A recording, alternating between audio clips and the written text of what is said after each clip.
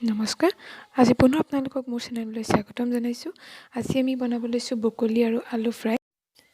আমি সকলোৱে জানো ব্ৰকলিত ভৰপূৰ পৰিমাণে প্ৰ'টিন থাকে, যি আমাৰ স্বাস্থ্যৰ বাবে অতি দৰকাৰী। আৰু এনেদৰে বনালে খুব খাবলৈও ভাল হয়। সেয়ে আহকচোন ৰেচিপিটো বনাবলৈ কি কি লাগে আগতে আমি সেইখিনি চাই লওঁ। মই 2টা আলু লৈছোঁ মিডিয়াম চাইজৰ, আৰু আলু দুটা এনেদৰে দীঘলীয়াকৈ অলপ গোটা গোটা ধৰণে কাটিছোঁ, বেছি পাতল কৰা নাই। আৰু এইখিনি ব্ৰকলি লৈছোঁ, এনেকৈ নহৰু 6 ফুটামান এনেদৰে কাটি লৈছোঁ, আৰু এটা গাজৰ এনেকৈ দীঘলীয়াকৈ কাটিছোঁ।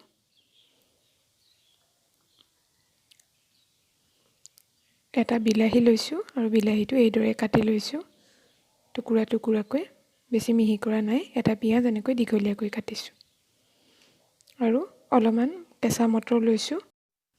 তাৰোপৰি আমাক লাগিব নিমখ, হালধি, জিৰা গুড়ি, জলকীয়া গুড়ি, ধনিয়া গুড়ি। কেৰাহীখন মই গৰম হ'বৰ কাৰণে পাতি লৈছিলোঁ, আৰু আমাৰ কেৰাহী গৰম হৈ গৈছে। অলপমান তেল দিছোঁ। তেলখিনি ভালকৈ গৰম হোৱালৈকে আমি ৰাখি দিম। যি তেল খায় সেই তেল দিব পাৰে।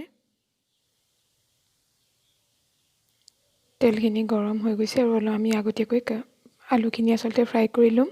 ব্ৰকলিৰ লগত আলুখিনি একেলগে ফ্ৰাই কৰিলে কি হয়, ব্ৰকলিৰ যিখিনি গুণ সেইখিনি আচলতে পোৱা নাযায়।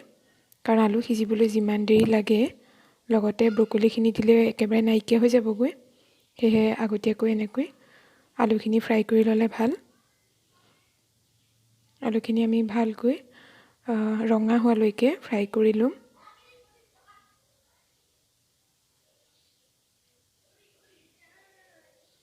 ব্ৰকলি এনেদৰে খোৱাৰ উপৰিও চুপ বনাইও খাব পাৰি। ৱেইট লছৰ কাৰণে ভাল হয়। ব্ৰকলি সদায় ফ্ৰাই কৰোঁতে 5-6 মিনিটতকৈ বেছি ফ্ৰাই কৰিব নালাগে।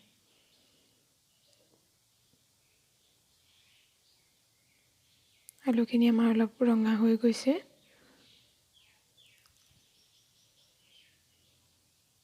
ভালকৈ আমি লুটিয়াই লুটিয়াই সকলো ৰঙা হোৱালৈকে ফ্ৰাই কৰি ল'ম।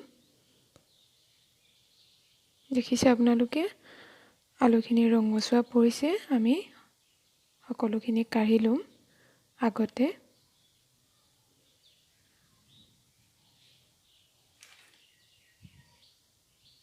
আৰু আমাৰ কেৰাহীত যিখিনি তেল ৰখি যাব, আমি সেইখিনি তেলতে বনাব পাৰিম। আকৌ আমি নতুনকৈ তেল নিদিওঁ।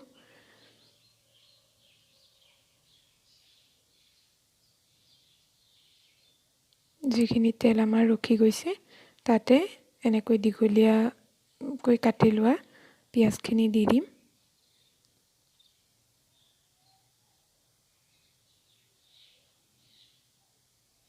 পিঁয়াজখিনিও আমি ৰঙা হোৱালৈকে অলপমান ভাজি ল'ম। লগতে মই অলপমান জিৰাও দিছোঁ। যদি আপোনালোকে জিৰা নাখায় নিদিবও পাৰে। মই ভাল পাওঁ জিৰা গোন্ধ, সেইবাবে অলপ দিছোঁ।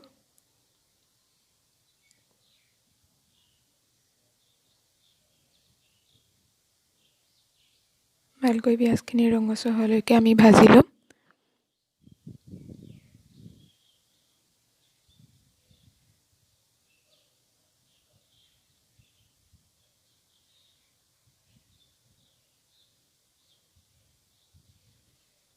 পিঁয়াজখিনি অলপ ৰঙচুৱা পৰিছে, সেইখিনিতে আমি চপ গাৰ্লিকখিনি দি দিম।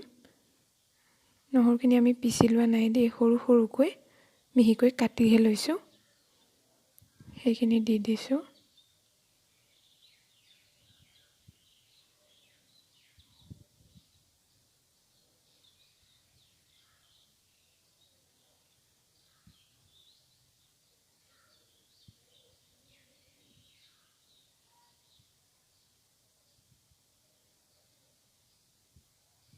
ভালদৰে সকলোখিনি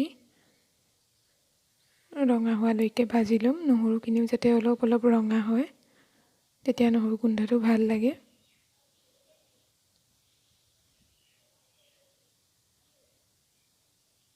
ভালকৈ পিঁয়াজখিনি ভাজ খাইছে। আমি এইটো সময়তে ব্ৰকলিখিনি দি দিছোঁ।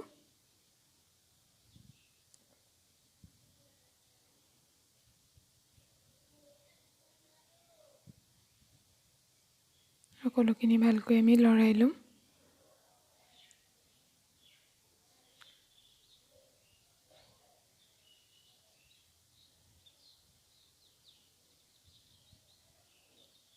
বেছি দেৰি আমি এনেকৈ নকৰোঁ, ভাজি নলওঁ। এইটো সময়তে আমি কাটি লোৱা গাজৰখিনি আৰু যিখিনি আমি মটৰ আগতীয়াকৈ এৰুৱাই লৈছিলোঁ, কেঁচা মটৰ, সেইখিনি দিছোঁ।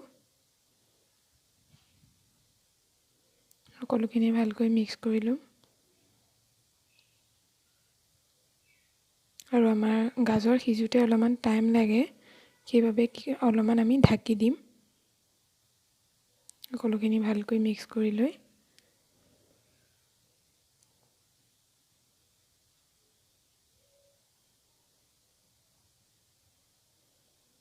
4 মিনিটমান হৈ যোৱাৰ পিছত আমি আকৌ এবাৰ চাইছোঁ। কালাৰটো অলপমান চেঞ্জ হৈছে, হ'লেও ভালকৈ সিজা নাই।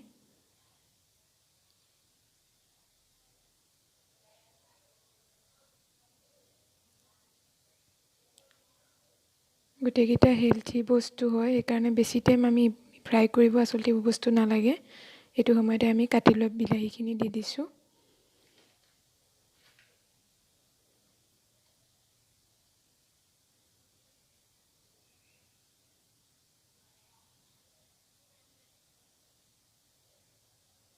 বিলাহীখিনি দিয়াৰ পিছত আমি নিমখখিনি দিম। সদায় কি হয়, বিলাহী দিয়াৰ পিছত নিমখ দিব লাগে, তেতিয়া বিলাহী সোনকালে সিজি যায়। যিকোনো ৰেচিপিয়ে হওক, বিলাহী দিয়াৰ পিছত নিমখ দিব লাগে, তেতিয়া বিলাহী সোনকালে চফ্ট হয়। সকলোখিনি আমি মিক্স কৰি লৈ এই সময়তে আমি যিবোৰ মছলা ব্যৱহাৰ কৰিম, হালধি পাউডাৰ দিছোঁ, মই অলপ জলকীয়া গুড়ি দিছোঁ, জিৰা গুড়ি দিছোঁ আৰু ধনিয়া গুড়ি দিছোঁ। সকলোখিনি একেলগে দি ল'ব।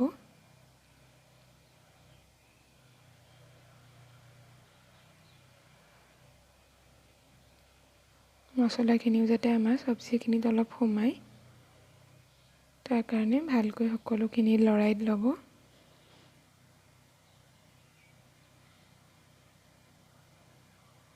গাজৰ যিহেতু আমাৰ সিজিবলৈ অলপমান টাইম লাগে, সেইকাৰণে অলপমান আমি ইয়াত পানী দিছোঁ।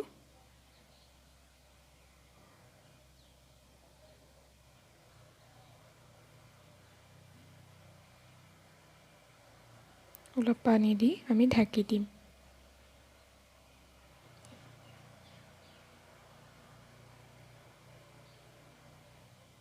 চাৰি মিনিটমানৰ পিছত, 4-5 মিনিটৰ পিছত আমি আকৌ এবাৰ চাইছোঁ।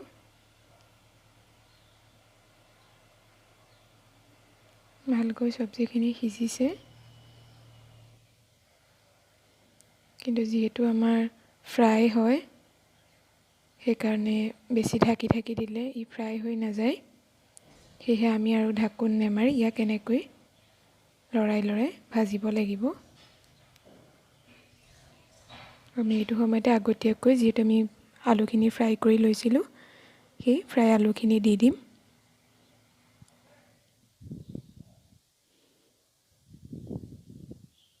সকলো ভালকৈ মিক্স কৰি লৈ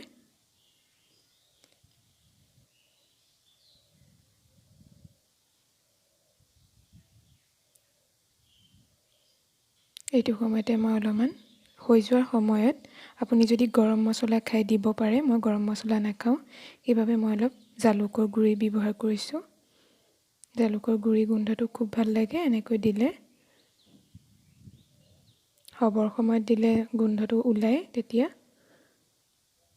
দেখিছে আপোনালোকে ভাজিখনৰ কালাৰটো কিমান ধুনীয়া হৈছে। খাবলৈ সিমানেই ধুনীয়া হয়।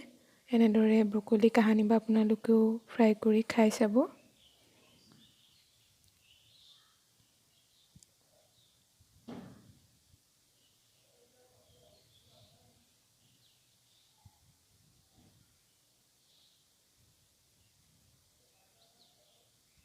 আপোনালোকেও এদিন ঘৰত এনেদৰে বনাব, খাব আৰু কেনেকুৱা পালে নিশ্চয় মোক কমেণ্ট কৰি জনাব। ভাজিখন আমাৰ সম্পূৰ্ণ হৈছে আৰু বস্তু ভালদৰে সকলোখিনি সিজি গৈছে।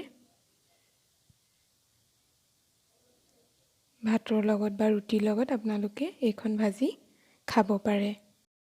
আপোনালোকেও এবাৰ বনাই চাব আৰু কেনেকুৱা পালে জনাব। ভিডিঅ'টো চোৱাৰ বাবে ধন্যবাদ।